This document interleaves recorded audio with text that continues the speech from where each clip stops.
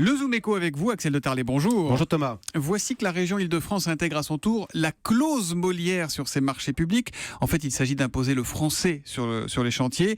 Axel, pourquoi cette clause? L'objectif, c'est quoi? C'est de lutter contre les travailleurs détachés? Alors, officiellement, non. Officiellement, c'est pour des raisons de sécurité. On demande aux travailleurs de parler français sur les chantiers pour qu'il y ait une bonne communication en cas de pépin. Mais officieusement, bien sûr, l'objectif, c'est de lutter contre le phénomène des travailleurs détachés qui a explosé ces dernières années.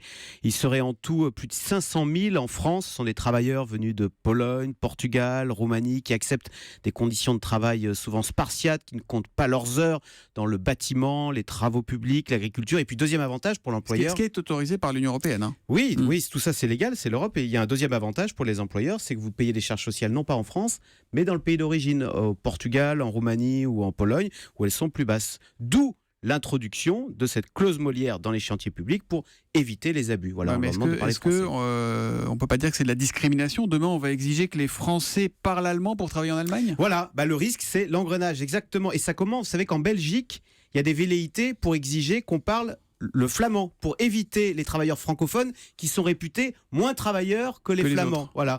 Et attention donc à ce petit jeu-là, les Français pourraient bien être victimes, parce que nous aussi, on ne le dit pas, mais nous aussi, nous avons des travailleurs détachés. Il y a 140 000 Français qui travaillent, alors ce sont des métiers qualifiés, plutôt bien payés, mais qui travaillent en Belgique, en Allemagne, au Royaume-Uni, etc.